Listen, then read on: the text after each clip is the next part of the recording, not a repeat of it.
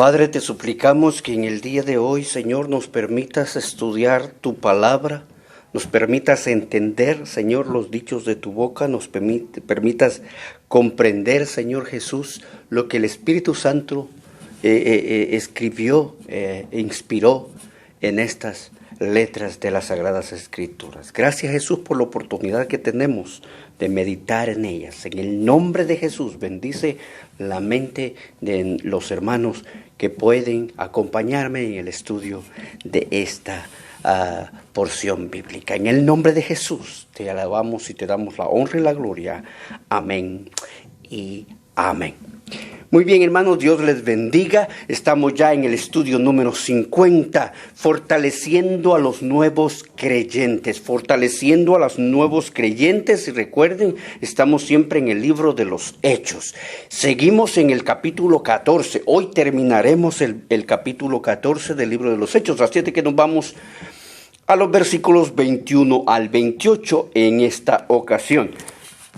Hechos capítulo 14, versos del 21 al 28, y vamos a hacer la lectura. Dice así la palabra del Señor: y después de anunciar el evangelio a aquella ciudad y de hacer muchos discípulos, volvieron a Listra, a Iconio y a Antioquía, confirmando los ánimos de los discípulos, exhortándoles a que permaneciesen en la fe y diciéndoles: es necesario que a través de muchas tribulaciones entremos en el reino de Dios.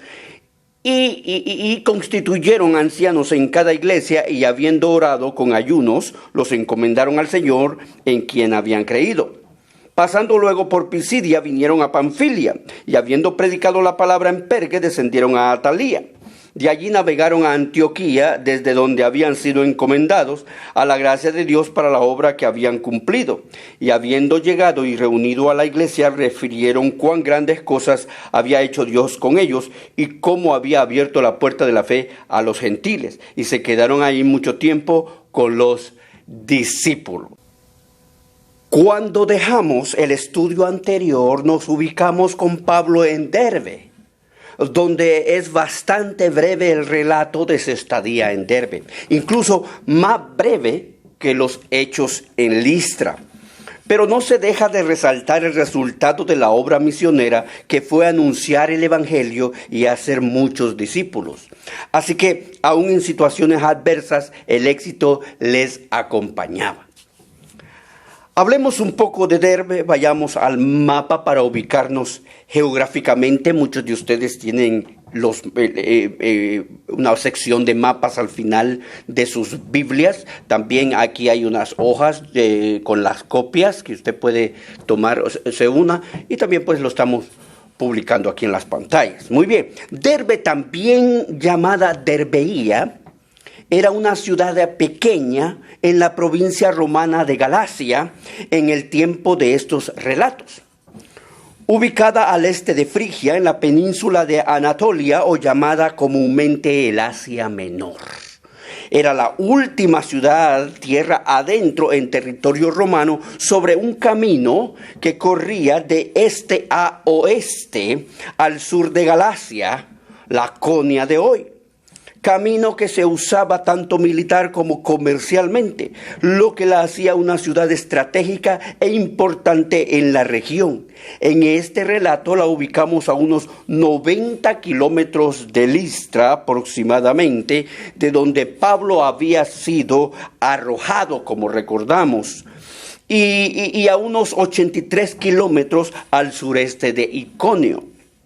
Actualmente se ubica a Derbe en una colina conocida como Kertihuyak, a 24 kilómetros al noreste de Karamán, antigua Laranda, como lo llamaban, cerca del pueblo de Ekinosu, en la actual Turquía. Como siempre hago el paréntesis, disculpen la pronunciación, tratamos de dar los datos necesarios para que usted se ubique en el tiempo y en el espacio, simple y sencillamente. Ahora pasemos a la lectura. Veamos el versículo 21, lo que dice, ya entrando de lleno, y dice: y después de anunciar el evangelio a aquella ciudad y de hacer muchos discípulos, volvieron a Listra, a Iconio y a Antioquía. Subrayemos lo mismo que Lucas subraya al plasmar estas letras. El hecho de que, en primer lugar, no solo ganaban almas de una manera espontánea o esporádica también, sino que anunciaban sin temor a la ciudad entera el Evangelio, lo que nos enseña que el Evangelio del Señor debe tener un efecto expansivo y masivo para que sean muchos los salvos. Y en segundo lugar, la preocupación de Pablo y Bernabé no era solo obtener conversiones de fe, donde solo se trata de la toma de decisiones, sino que también lograr discipular, ya que en el discipulado es donde aprendemos a obedecer a Dios. Por eso son importantes los estudios bíblicos. Por eso es importante, como decía uno de mis pastores, meternos entre la letra y el papel. Pensemos entonces que ellos no solo ganaban personas a Cristo, sino que establecían una iglesia en esa ciudad. Y según vemos aquí, esta congregación es una congregación bastante numerosa. Ahora vemos cómo ellos emprenden un viaje de regreso. Podríamos decir al revés de su llegada. En la narración de Lucas se toman, hermanos, como vimos, 2 capítulos, los capítulos anteriores, para narrar la llegada de Pablo y Bernabé a estas ciudades. Pero tan solo se toman 8 versículos para narrar el viaje de retorno. Fíjense, en 2 capítulos hemos visto todo el primer viaje, pero el avance, ¿verdad? El inicio, cuando están, digámoslo así, conquistando las ciudades. Y brevemente ahora Pablo hace el retorno para la conclusión del primer viaje misionero de Pablo y Bernabé. En cada una de estas ciudades les habían terminado a ellos de una manera grotesca, tratándolos mal, pero el amor de Dios y de los apóstoles era tan grande que regresaron a fortalecer la fe de aquellos que recién se habían convertido cuando ellos venían llegando. Ahora que van de retorno, van y los fortalecen. Veamos el verso 22, dice: confirmando los ánimos de los discípulos, exhortándoles a que permaneciesen en la fe y diciéndoles: es necesario que a través de muchas tribulaciones entremos en el reino de Dios. ¿Se da cuenta? Al decir confirmando los ánimos, significaba que los apóstoles volvían para alentarlos a permanecer en el Señor, porque sabían que un poco de fe o una preparación doctrinal no era suficiente cuando llegara la persecución, el desánimo y el sufrimiento por causa del Evangelio. Estas cosas son parte del paquete prácticamente. Pablo no solo enseñó el poder, el gozo y la paz del reino de Dios, sino también que el pueblo de Dios experimentaría pruebas relacionadas con su fe.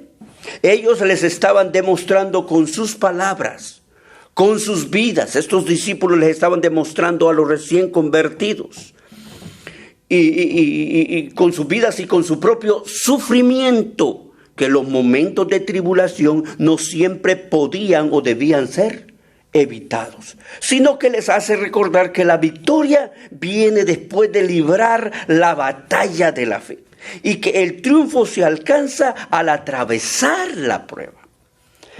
Les asegura que al final siempre estará Dios consolándolos con la victoria como recompensa. En otras palabras, nos enseña a todos a que soportar los sufrimientos no nos hace ganar el cielo. Atención. Sino que simplemente la entrada al reino de los cielos está acompañada de esta persecución o de estas situaciones adversas. Hermanos, caminar en el Evangelio no es fácil. Por eso la Biblia dice que debemos alentarnos unos a otros, que debemos aprender más y más de la palabra de Dios. Y así ir gradualmente madurando en la fe que tenemos en nuestro Señor Jesucristo. Conocer cómo Dios nos puede guiar a través del fuego de las pruebas es importante y conocemos a través de cómo Dios actúa y actúa en las situaciones difíciles también. Además, parece que el sufrimiento tiene un lugar significativo en el plan de Dios. Y Pablo y Bernabé eran la prueba de que cualquier sufrimiento humano es como diríamos, una necesidad en el cristianismo para no tener, hermano, tan fácil ni tan barato nuestra nueva vida en Jesucristo. Es cuando se pone a prueba nuestra fe, cuando demostramos la convicción que hemos alcanzado en nuestra relación con Dios. La Biblia dice que nuestra fe será, ¿cómo dice? Que será probada. Pablo y Bernabé fueron probados y salieron victoriosos. Ese precisamente es nuestro ejemplo a seguir. Ese es precisamente lo que ellos les enseñaban. Eso es precisamente lo que la Biblia nos enseña y es precisamente lo que debemos nosotros tener en cuenta en nuestra vida cristiana. Así es de que una lágrima por aquí, una lágrima por allá, hermano, no crea que es tan mal. Vamos al verso 23 y dice así: y constituyeron ancianos en cada iglesia, y habiendo orado con ayunos, los encomendaron al Señor en quien habían creído. Como les decía, Pablo y Bernabé no solo estaban comprometidos en hacer nuevos cristianos, como nosotros sabemos, lo que lo llamamos evangelistas de hecho, sino que, fíjese, también estaban comprometidos en establecer iglesias donde pudieran estos nuevos creyentes crecer en su nueva fe. Ellos entendían que estas iglesias necesitaban un cuerpo eclesiástico para que tuviesen la administración adecuada para asegurarles el éxito. Así que en cada ciudad y en cada congregación o iglesia iban constituyendo, ¿qué dice aquí la palabra de Dios? Ancianos. Ahora, el nombramiento al que aquí se refiere no era precisamente a personas de edad avanzada, sino a personas aptas para el cargo pastoral o eclesiásticamente ministerial. Esto se deduce por el uso de la palabra constituyeron, que en hebreo sería heirotenazantes, que significa extendiendo la mano, o votación con mano alzada, que lo podríamos nosotros traducir como la señal de ordenación al pastorado o al ministerio. Los apóstoles, dice aquí la palabra, que oraron y ayunaron para que el Señor los guiara en esta elección del liderazgo de esta iglesia. Por supuesto, contando con la aprobación de toda la asamblea local, ¿verdad? Aprendamos que la oración y el ayuno nunca deben ser sustituidos por las reglas o requisitos a seguir cuando se trata de elegir y constituir líderes en la obra de Dios. Recordemos que nosotros no trabajamos para una institución humana, sino para una institución divina, donde Dios es el jefe, el que pone y quita, el que decide sobre nuestra labor. No podemos verlo de otra forma, sino según las Escrituras. Una cosa, hermanos, es el respeto y el aprecio a los que enseñan y guían, como lo enseñaría el apóstol Pablo. Y otra cosa es manejarnos en la iglesia como si fuera una organización cualquiera. A Pablo nunca le llamaron jefe. A él... Es más, Pablo él mismo se llamó a sí mismo siervo de Jesucristo y consiervo con los demás discípulos. Anote eso. Vamos ahora a leer juntos el versículo 24, 25 y 26, que se refieren a la misma idea. Dice: pasando luego por Pisidia, vinieron a Panfilia. Y habiendo predicado la palabra en Perge, descendieron a Atalía. De allí navegaron a Antioquía, desde donde habían sido encomendados a la gracia de Dios para la obra que habían cumplido. En el área geográfica que comprende este viaje, porque ahí menciona muchas regiones, ciudades, podríamos decir que los apóstoles regresaron más o menos de la misma forma y ruta en que habían llegado. No vemos que se detienen en la isla de Chipre, sino que los vemos navegar hasta Antioquía de Siria, donde tenían tanto su hogar como su congregación. Cuando leemos, fíjese lo que dice aquí, cuando leemos para la obra que habían cumplido, queremos interpretar que la obra realizada por Pablo y Bernabé no fue algo, como diríamos, fortuito, sino planeado, no fue algo salido de la casualidad.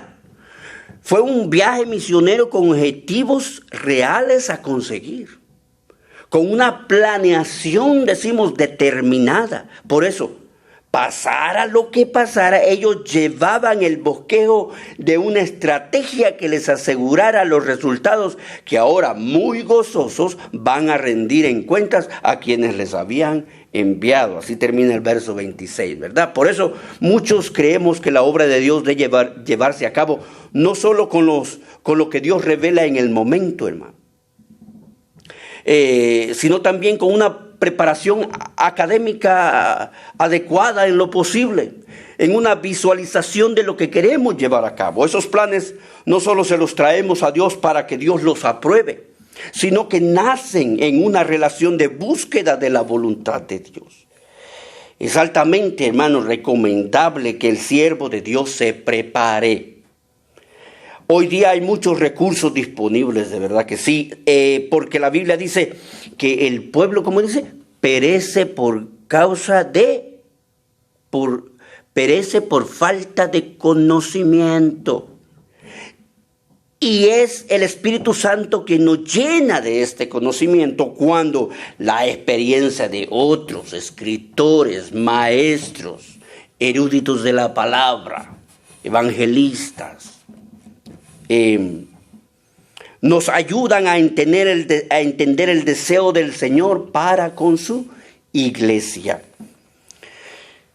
Yo les puedo decir, como consejo personal, una modesta pero bien elegida biblioteca personal sería de gran ayuda a muchos líderes y predicadores hoy en día, cuando hay tanta desinformación y mentiras rodeándonos en los medios sociales. No todo lo que se oye en los medios sociales es confiable, ¿verdad? Tampoco todos los actores de libros son actores confiables. Pero no olvidemos que nosotros siempre estamos pidiendo la guianza del Señor para que no nos deje caer en los lazos de la mala interpretación de las Escrituras. Vamos al versículo 27. Y habiendo llegado y reunido a la iglesia, dice, fíjese, refirieron cuán grandes cosas se había hecho Dios con ellos y cómo había abierto la puerta de la fe a los gentiles. Aquí vemos lo que académicamente se llama el principio eclesiológico, que es nada más que informar siempre a la iglesia. Es decir, cuando se es encomendado por la iglesia para una tarea, entonces se debe informar a la iglesia sobre el trabajo que se realiza o se realizó. Había una expectativa de los hermanos de Antioquía a ver si sus oraciones habían tenido efecto. Esto era parte del testimonio, no solo de ir y hacer la obra, sino se hizo la obra y de qué manera el hombre sirvió y Dios actuó en la obra, ¿verdad? Entonces, ellos también tenían que ver no solo si sus oraciones habían tenido efecto, a ver también si los recursos habían sido usados adecuadamente y a ver si se había conseguido ganar a Cristo a los gentiles de esas regiones. Y aquí vemos entonces a Pablo y a Bernabé sometiéndose a la autoridad de su iglesia madre. Les contaban sus experiencias, que son los eventos que hemos estudiado ya en los capítulos 13 y capítulo 14. Es decir, toda la trayectoria de este primer viaje misionero, que había durado unos 3 años aproximadamente, y les relataban las grandes cosas que Dios había hecho con ellos y a través de ellos.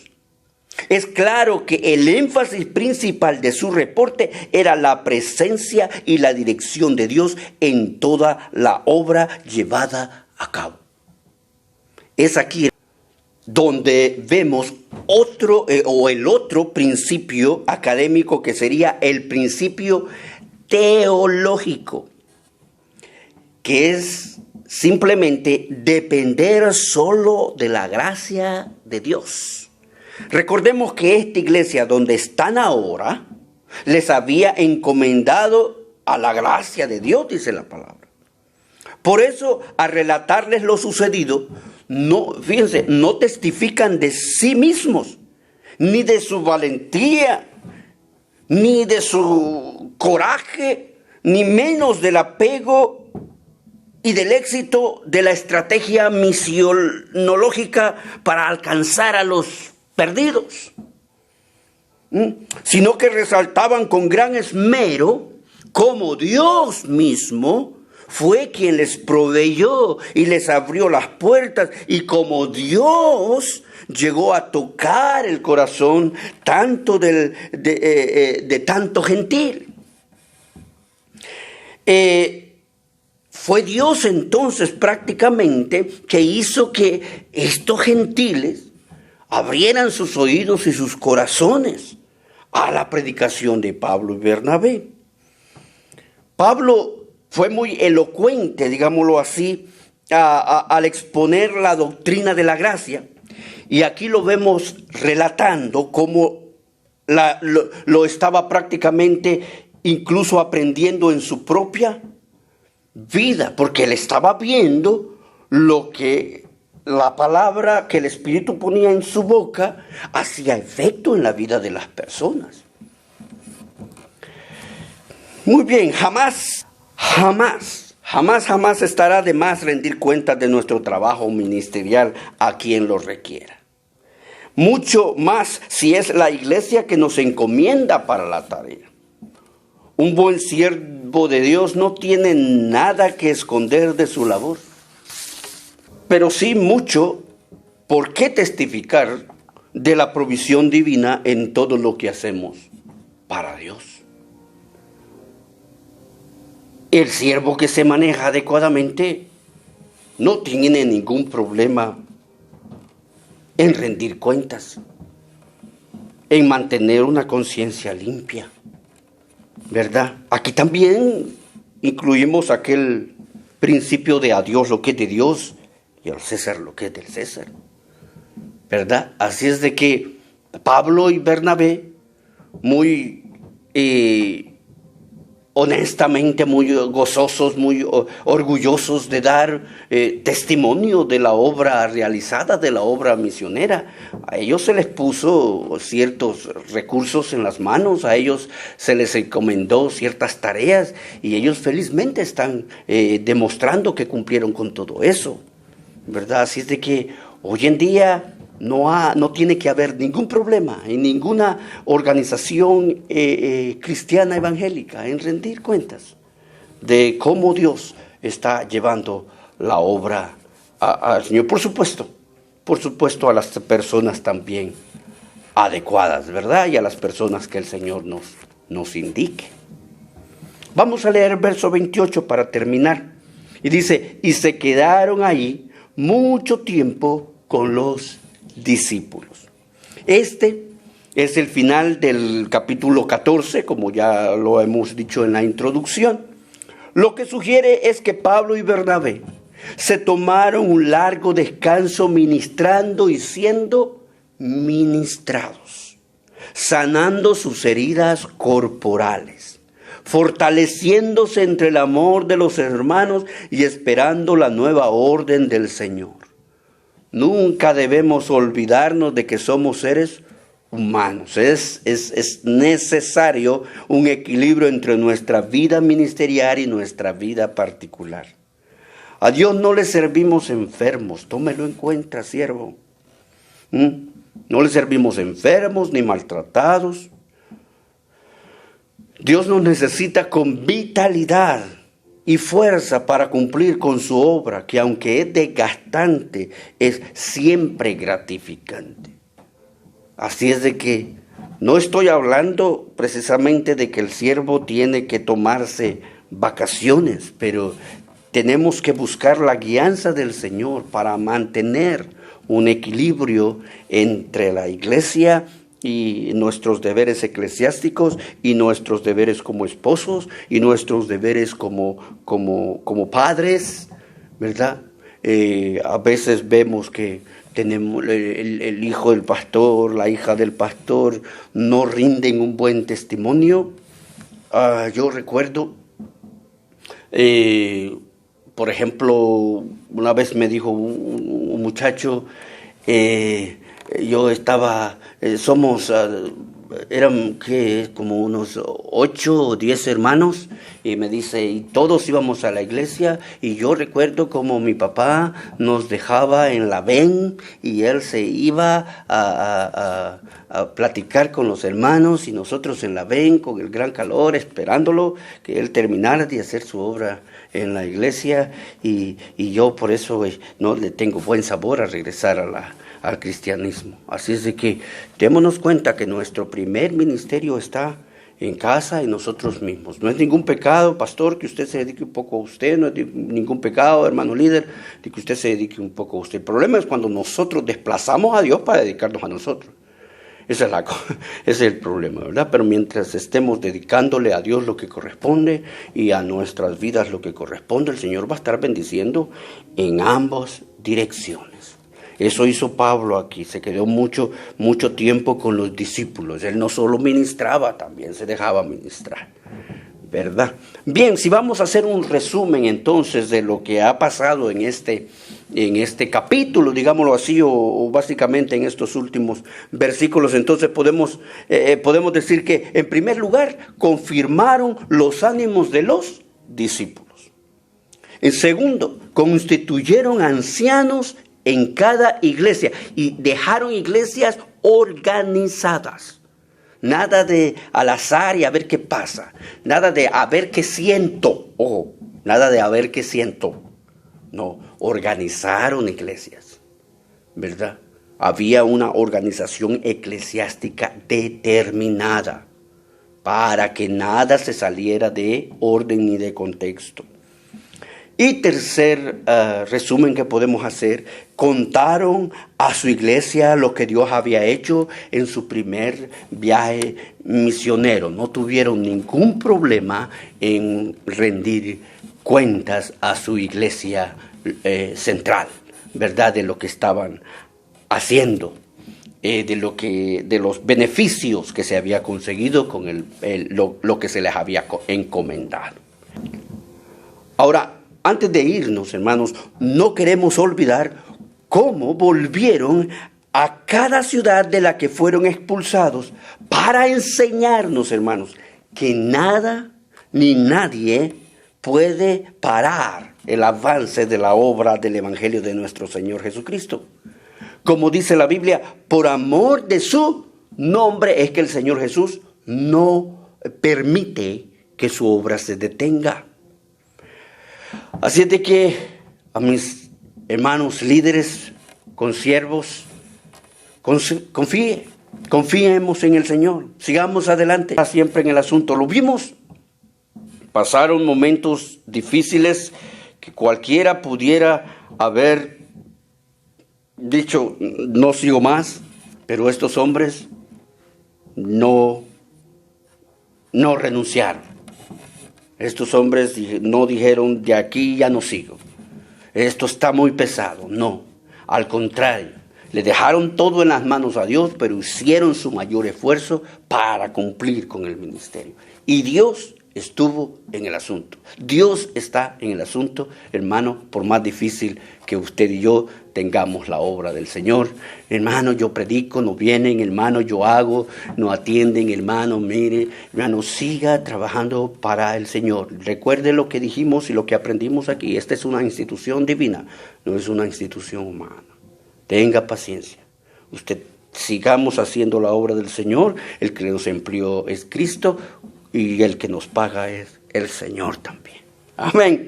En el capítulo 15 que vamos a iniciar enseguida, hermanos, vienen unas cosas interesantes de por demás. Entonces no se pierda el capítulo 15, ahí vamos a estar mirando el primer concilio de Jerusalén, de la iglesia de Jerusalén, unos problemas, hermano, que usted va a tener, poder relacionarlos incluso con las iglesias de hoy en día.